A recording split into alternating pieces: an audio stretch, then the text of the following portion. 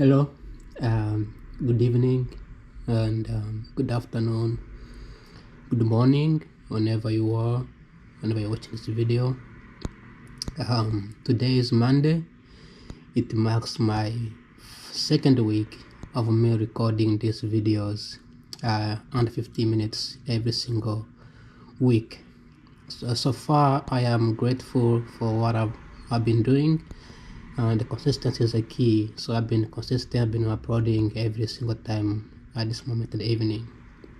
Today is raining here in Washington DC, so no, it's not fun going around with an umbrella.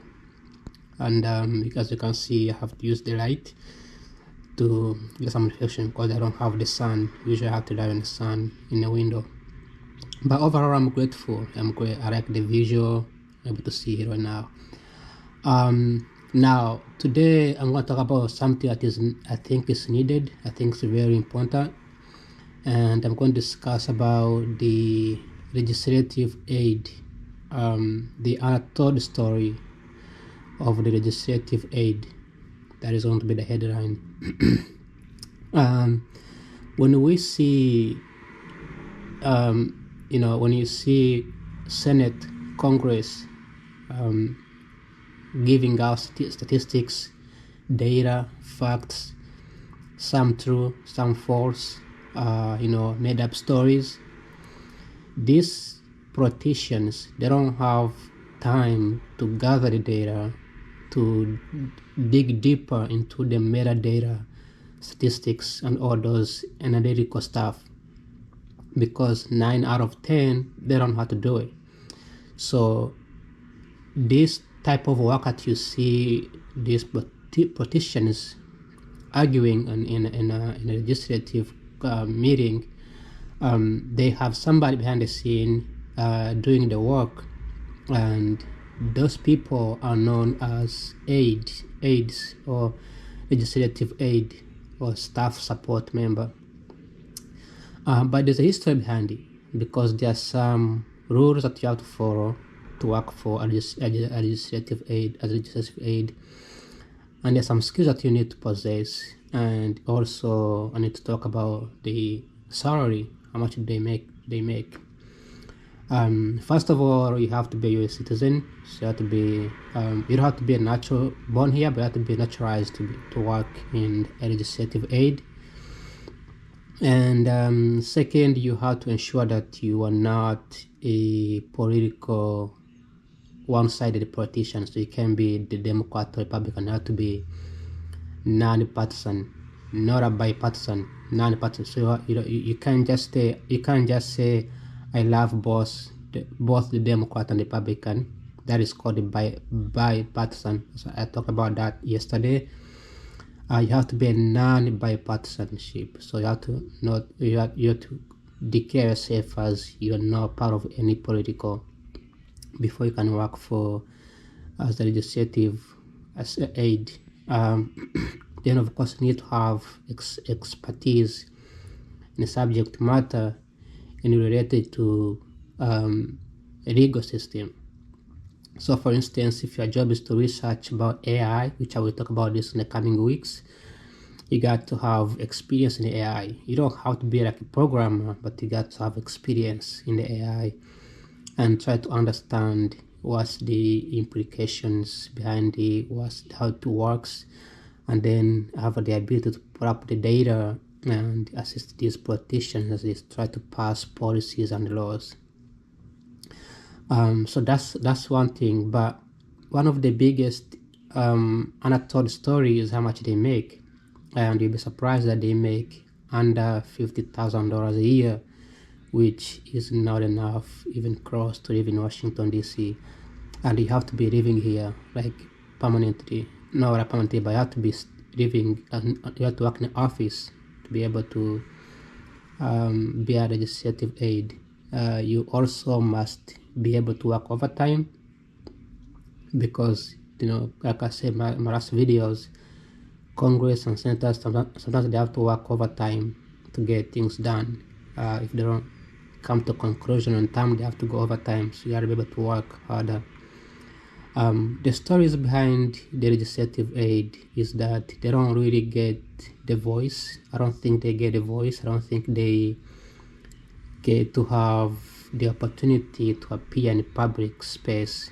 They are most of the time behind the scene, and sometimes they make it, they become politicians themselves, but the hustle that goes behind the scene, it goes unrecognized, though very few people get to see these people working behind the scene. Also, working as a legislative aid, I believe they could drive into biases, because if you're trying to pass the policy about income inequality, but the person working in the office is a Harvard graduate, and he or she comes from a rich family, that person will never be able to gather the data will help the legislative team in getting their work done. Considering that all the politicians, almost all of them, they went to high competitive schools like Harvard, Princeton, and why not. So that's Untold story. Then safety, this legislative aid, they are not immune to any public attack, because they're always going around hand in hand with politicians. So they also get to face some sort of pressure and safety concerns. So you can imagine making under $50,000, and you are doing the job that sounds to be risky. Then you have to live in a very expensive area because you can't afford to live in a cheap area, considering the safety part of it.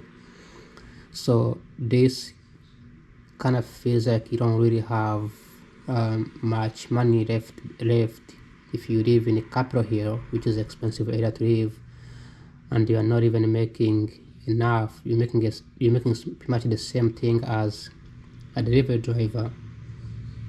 You will not be able to have to save and eventually build a career or have a wonderful life in the future. This is a very common thing, and oftentimes it goes untold, like nobody talks about it. And sometimes this legislative aid, a staff assistance team, they do get a discount for the housing.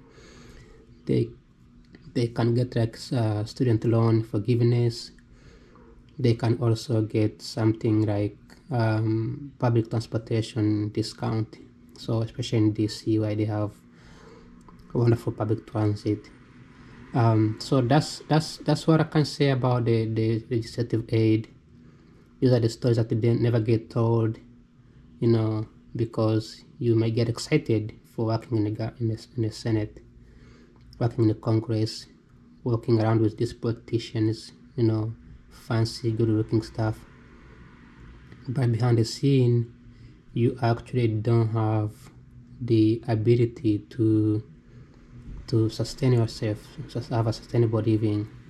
And also working in the Senate, working in the government, particularly in the Senate and Congress, it kind of gives you the limited opportunity outside government, which is why I believe people who worked in the government, they move on to work in a non-profit.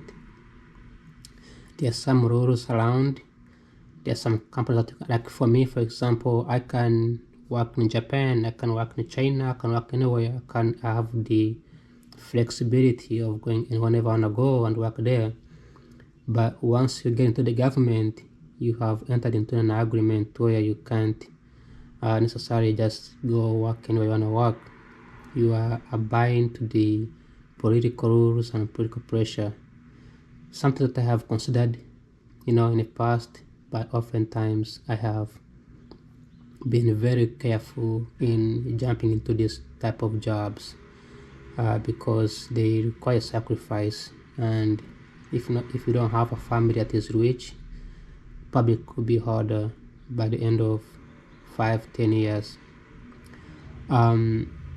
Also, working in a legislative aid also means that if one of your person that you are supporting gets, he loses direction and doesn't run anymore, he is gone, your job is gone, right? You don't really have the ability to work anymore, and switching to a different politician, it could be difficult, it could be very hard.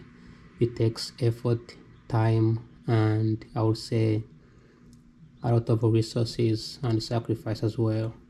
So we're talking about campaigns after campaigns and no pay given, right? No get paid, so barely surviving. So those are stories that oftentimes I hear, I see, I read, and I speak to people, and they tell me, yes, they have a passion, but a passion without a pay is not really good thing. And the question now becomes, is it really like, should we somehow increase pay for this assistance team that work behind the scene to give this accurate data to politicians? Because politicians are like CEOs, right? They don't do work, but they have people assisting them, giving them the data and the numbers and statistics, and they put those numbers out there on the screen, because you have seen a couple of times putting the numbers on the screen. They have all this crafting stuff, and then they pretty much look cool, but the person behind the scene, they don't really get to benefit from anything. Part of the legislative aid, they don't just craft the data, they don't just write documents or research. They do also have things like write the amendments. If a new law gets passed, they quickly write the amendments because they have to keep up. They write the amendments, they write the paperwork, they update the laws and ensure that those laws goes out. So public speaking is one thing that you need to have a degree in law or degree in some type of law, communication, English, critical writing, critical thinking, all those things are very critical in this job market. So anytime you see a politician giving us statistics, bragging how we have 50% healthcare performance, we have 50% job performance, somebody behind the scenes doing the work, and those people are called legislative aid. And to me, I think they deserve a YouTube video like this, where they get to see themselves, they get to know that some of us are watching what they're doing and we are appreciating their work. And that's the purpose of this video, is just how amazing it is to have a group of people behind the scene doing the type of work. And if you found this video helpful, please give me a follow. I do want to apologize for the background noise. I think one of the people in the house is watching some like YouTube or TikTok or something. I think so. So there you can hear some background noise, except the vehicle. The vehicle's background noise is fine, just a vehicle passing by. But somebody's watching some videos I can hear. My GoPro does touch screen now because I don't have a microphone. But at the end of the day, it gives the noise can still pop up and come out. Other than that, this week I'm excited to start a new series doing the same thing, talking about the legislative, Senate, Congress, executive, technology, AI, policies, and I will keep posting every single day, under 15 minutes, like I always made a promise. And I hope that by the end of this week, I will have another 7 videos posted on YouTube channel. Like always, thanks for watching and take care. Goodbye.